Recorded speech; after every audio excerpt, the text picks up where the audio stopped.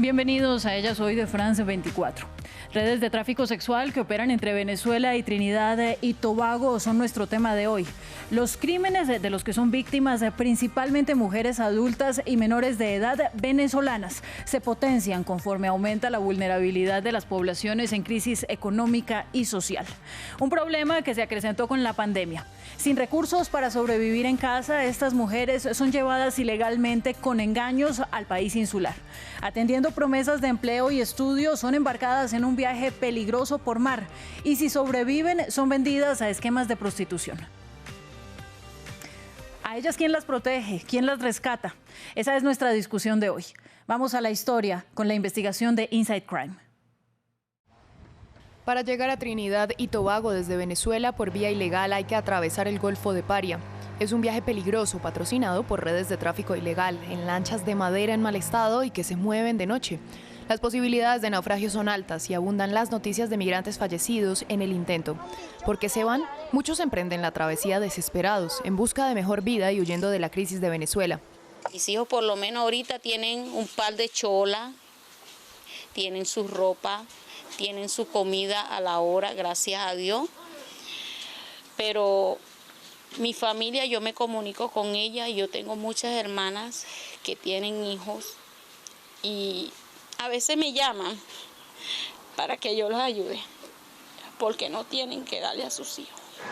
En el mejor de los casos, los viajeros logran establecerse en el país insular, pero no todos están en Trinidad y Tobago por voluntad propia. Redes de tráfico sexual secuestran o engañan a cientos de mujeres adultas y niñas a diario. Con promesas de trabajo y educación, las embarcan precariamente y las venden para la prostitución. Sus familias no saben si sobrevivieron. Mire, señora, yo estoy cumpliendo con avisarle que su hija está ahogada, su hija se murió. Y yo digo, ¿cómo que mi hija está muerta? Sí, el barco donde iba, el bote donde iba, se hundió. Mi hija fue vendida desde aquí. Mi hija estaba vendida desde aquí. La Organización de Estados Americanos denunció que pese al cierre de fronteras por COVID-19, continuó el flujo de venezolanos a Trinidad y Tobago a través de medios irregulares y riesgosos. Cuando le hablo de menores de edad, le puedo hablar de adolescentes entre los 13 años y los 17 años de edad. Ya en edad adulta, pues es a partir de los 18 años hasta mujeres que pueden tener más de 40 años víctimas de trata y tráfico. Hemos podido evidenciar con testimonios que nos han compartido víctimas que cuerpos de seguridad a todo nivel, local, estatal y nacional, es decir, policía o Guardia Nacional, también son parte de esta cadena de criminalidad. Según la ONG venezolana Fundaredes, los migrantes también caen en manos de las redes de trata de personas mientras están en el mar. Algunas mujeres son retenidas en Trinidad y Tobago y otras son después transportadas a lugares tan lejanos como Europa del Este, España o África del Norte. Un informe sobre trata de personas publicado en 2020 por el Departamento de Estado de Estados Unidos señaló la complicidad de funcionarios de ambos países, incluidos miembros de la fuerza pública. El reportaje alertó que solo 34 víctimas fueron identificadas entre 2019 y 2020. Todas ellas, excepto una, son venezolanas. En el mejor de los casos, el gobierno de Trinidad las atiende junto a organizaciones de derechos. Reciben hospedaje, asistencia jurídica, servicios médicos y apoyo para volver a casa. Pero esa no es la regla. El gobierno estadounidense advirtió que tras las redadas policiales a los lugares relacionados con el comercio sexual ilegal, normalmente las autoridades detienen a las víctimas por violar las leyes de inmigración y son castigadas penalmente, mientras que los traficantes siguen impunes. Para conversar del tema está en Ella Soy la periodista venezolana Adriana Abramovitz, reportera de la revista Volcánicas. Adriana, bienvenida a Ella Soy. Y son 3 etapas descritas por la organización Inside Crime: el reclutamiento, el transporte y la explotación. ¿Cuántas mujeres han sido víctimas de tráfico y quién las está protegiendo? Hola, bueno, muchísimas gracias por la invitación a este programa y para hablar de este tema tan importante. Hay que aclarar que el engaño y digamos esa etapa inicial de reclutamiento inicia en Venezuela y por redes sociales. Es crítico porque se ve que muchas de estas captaciones se dan por Facebook, por Instagram, por las redes sociales, en donde el patrón principal son mujeres y niñas en situación de pobreza extrema y vulnerabilidad. Sabiendo también que Venezuela está atravesando una crisis humanitaria compleja, donde se ven afectados pues, no solamente el derecho al trabajo y esa situación que principalmente ha sido económica, sino que también se ven vulnerados otros derechos el derecho a la salud, el derecho a la alimentación. Entonces, frente a un escenario muy crítico en el que se encuentra la población venezolana, pues las más vulnerables son las mujeres y las niñas. Y vemos que esta etapa inicial de reclutamiento pues se da en redes sociales. Muchas personas pues ahí empiezan como a tener un enfoque más restrictivo sobre el uso del internet, si es que los padres tienen que estar o no pendientes de lo que hacen los niños en redes sociales, y según la Fundación Niños Sin Miedo, realmente esto no es algo que va a detener esta forma de trata y de vulneración a los derechos humanos. Realmente tener las conversaciones frontales sobre el cuerpo, la sexualidad, la autoestima, son las que pueden ir abonando un terreno más seguro para que los hogares sean estos primeros lugares en donde las mujeres puedan sentirse tranquilas y no sientan la necesidad de huir, sea por violencia intrafamiliar o porque son víctimas de estas violencias de trata. No, claro. Y aquí hay un problema, Adriana, además de fondo, es el hambre, la pobreza, la desesperación, la necesidad que deja a las mujeres sin caminos para ejercer o para trabajar y que terminan en actividades de prostitución por la fuerza o incluso a veces pues porque no hay más que hacer. Usted ha denunciado con mucha fuerza, como se citó en un informe de Estado de Estados Unidos, que las autoridades no las protegen, las judicializan, las deportan y las dejan aún más vulnerables. ¿Y los proxenetas qué?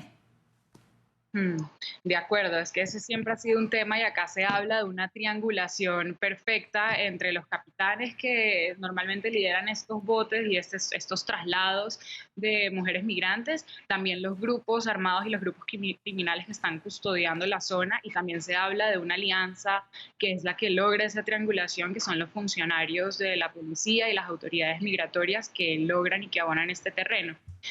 Esto es algo supremamente preocupante porque así es muy difícil dar con las redes de trata, es muy difícil también aportar y brindar la asistencia que necesitan las víctimas de trata después de que se hace una denuncia de este estilo.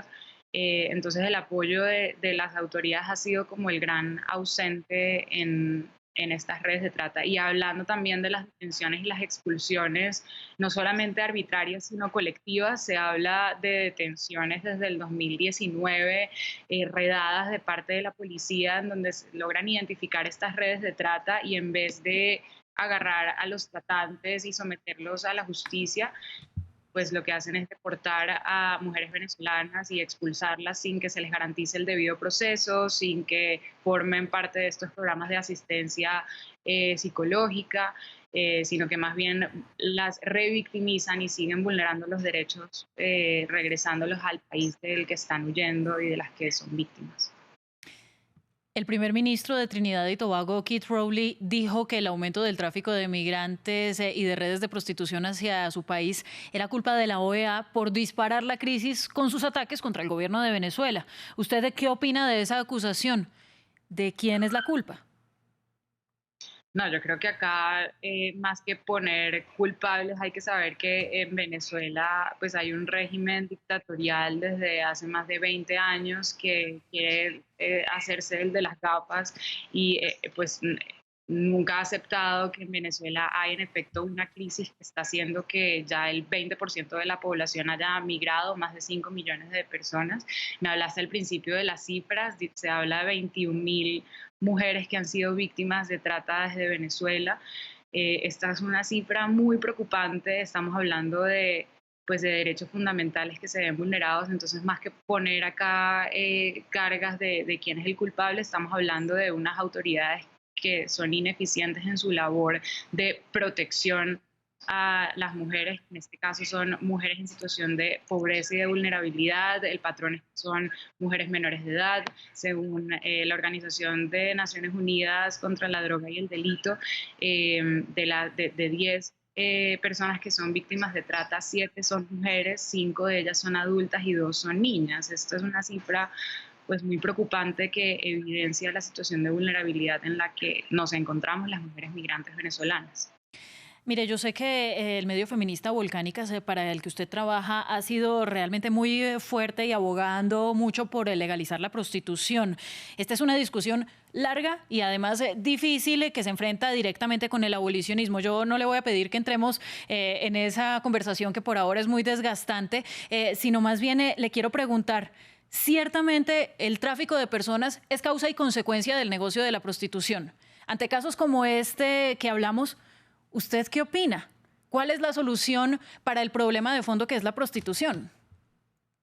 Pues realmente el problema de fondo no es la prostitución, el problema de fondo es la trata de personas, y en ningún momento vamos a estar a favor de la trata y la explotación sexual de ningún ser humano. Entonces también hay que aclarar que la prostitución y el marco legal que debería amparar y proteger a las prostitutas en su trabajo sexual más bien debería es darles dignidad para al momento de ejercer su labor, para que pueda ser bien remunerado en caso de sufrir algún tipo de vulneración, sea por violencia o agresión, pues puedan ir con todas las de la ley a denunciar a sus agresores y no se sientan en una situación de extrema vulnerabilidad, en donde además de estar en una situación irregular, al ser la prostitución un trabajo ilegal, entonces no pueden ir y hacer su denuncia, o eso es lo que se tiene pensado, porque la prostitución ya está, por lo menos en Colombia, protegida por cierto marco legal, pero hay, por supuesto, muchísimo desconocimiento, y la policía y los centros de salud muchas veces no son